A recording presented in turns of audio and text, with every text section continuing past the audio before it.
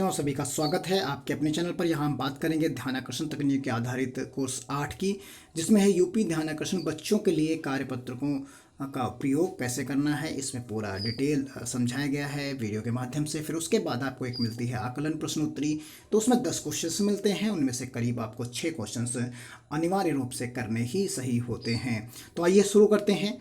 और ये 31 अगस्त से पहले आपको कंप्लीट कर लेना है दीक्षा ऐप पर। तो आप सभी लोग जानते हैं किस तरीके से। नहीं अगर आप जानते हैं किस प्रकार पहुंच पा रहे हैं, आपको लिंक नहीं मिल पा रहा है, तो आप डिस्क्रिप्शन बॉक्स में जाइए, वहां पर आपको लिंक मिल जाएगा और आसानी से आप वहां पर जो है इसे डायरेक्टली दीक्षा ऐप पर पहुंच जाएंगे। तो आइए चलते हैं दीक्षा ऐप पर और शुरू करते हैं आकलन प्रश्नोत्तरी। अब देखिए हम आ गए हैं इस सेक्शन पर आकलन वाले में, और यहाँ पर स्टार्ट लर्निंग आप करेंगे तो जैसे ही आपको एक नया कंटेंट यहाँ पर इंटरफेस आपको नजर आने लगेगा इस तरीके से। अब देखिए लोडिंग योर कंटेंट और कार्यपत्रों का प्रयोग आकलन, और जहाँ इस तरीके से 100% अपलोड होने के बाद आपको यहाँ पर दिखेगा पहला क्वेश्चन आपके सामने है। वीडियो में बच्चों के लिए कार्यपत्रकों का उपयोग शिक्षण तकनीकी का प्रयोग करते समय शिक्षिका लाभ हानि प्रकरण पर बच्चों को कार्यपत्रक देने के पूर्व लाभ हानि की अवधारणा स्पष्ट करती है। क्या शिक्षिका इस तकनीकी के सही चरण को अपना रही है? तो हाँ अगर कर रही है, नहीं तो नहीं कर रही है। वो आंशिक रूप से अपना रही है, उपरोक्त सभी गलत हैं। तो यहाँ तो आपका जो ऑप्शन सही है वो हाँ, यानी वो सही रूप से अपना रही है। अगला क्वेश्चन हम देखते हैं। शिक्षण तकनीक कार्यपत्रकों का उपयोग बच्चों के तार्किक चिंतन के साथ अभ्यास के अवसर उपलब्ध कराती है। शिक्षकों द्वारा कार्यपत्रकों का उपयोग करना चाहिए। तो यहाँ किसके बाद करना चाहिए? तो यहाँ प्रस्तुतिकरण के पहले या मध्य या बाद। तो यहाँ बाद में, विषय वस्तु के बाद में इसका प्रस्तुतिकरण करना चाहिए। फिर अगला क्वेश्चन हम देखते हैं यहाँ पर। पारस्परिक चर्चा, स्वमूल्यांकन व टीम भावना को विकसित करने के लिए प्रभावी शिक्षण तकनीकी है। तो कॉन्सेप्ट मैपिंग, प्रश्न पूछना, सीखने के लिए बातचीत, बच्चों के लिए कार्यपत्रकों का उपयोग। तो यहाँ पर बच्चों के लिए कार्यपत्रकों का उपयोग ही जो है सबसे उपयुक्त ऑप्शन है। तो ये हमारा ऑप्शन सही हो जाएगा इस तरीके से। अगला क्वेश्चन हम देखते हैं।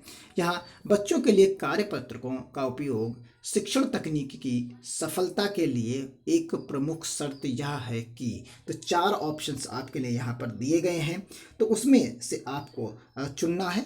तो यहाँ पर बच्चों रोचक गतिविधियों का निर्माण हो, शिक्षकों को प्रशिक्षण हो, सभी बच्चों के प्रतिभागिता सुनिश्चित हो। तो यहाँ पर सभी बच्चों की प्रतिभागिता को सुनिश्चित करने के लिए ऑप्शन सही होगा। फिर आगे हम बढ़ जाएंगे।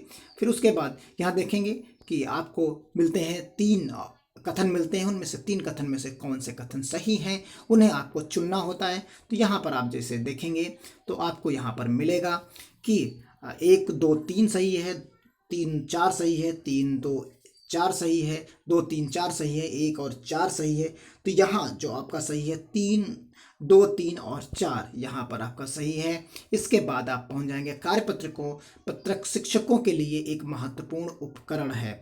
तो यहाँ पर नैदानिक उपचारात्मक, ये ऑप्शन इसका सही होगा, 4th ऑप्शन। फिर आगे आप बढ़ जाएंगे। कार्यपत्रकों का उपयोग केवल गणित शिक्षण में ही प्रभावी होता है। क्या आप इस कथन से सहमत हैं? तो हम इससे बिल्कुल सहमत नहीं या सहमत हैं इससे। हम आगे बढ़ जाएंगे इस तरीके से। शिक्षण तकनीक बच्चों के लिए कार्यपत्रकों का उपयोग का वर्णन किस हस्त पुस्तिका में है? तो आप सभी लोग जानते हैं ध्यानाकर्षण में ये है। उसके बाद यहाँ पर अगला देखेंगे। कार्यपत्रक का कार्य करने से बच्चों को आनंद आता है, बच्चे स्वयं करके सीखते हैं, बच्चों में समय के साथ तार्किक चिंतन करते हुए निर्णय लेने की क्षमता विकसित होती है। तो यहाँ आप देख लेंगे कि 4 हैं विकल्प, 4 में से आपको सही चुनना है। तो यहाँ जो 4 में से आपको सही चुनना है उसमें से आपको देखना होगा कि कार्यपत्रक पर, तो यहाँ पर आप देखेंगे सभी कथन यहाँ पर जो हैं वो सत्य हैं। आगे यहाँ पर आप देखेंगे बच्चों में अधिगम स्तर का सटीक आकलन शिक्षक किस तकनीक के प्रयोग से कर सकता है? तो यहाँ पर कर पाएगा वो कार्यपत्रकों के उपयोग से। तो यहाँ उसके बाद अगला क्वेश्चन आपको जो है कि कंप्लीट हो जाते हैं सारे क्वेश्चंस, और यहाँ 10 के 10 क्वेश्चंस आप कंप्लीट करने के बाद देखेंगे आपका स्कोर 10 आउट ऑफ 10 है। फिर यहाँ से एग्जिट कर जाएंगे। अगर आप दोबारा करना चाहते हैं तो रीडू कर सकते हैं। तो इस प्रकार ये मॉड्यूल समाप्त होता है। अगले मॉड्यूल में मिलते हैं, मॉड्यूल 9 में। तब तक के लिए धन्यवाद। जय हिंद, जय भारत।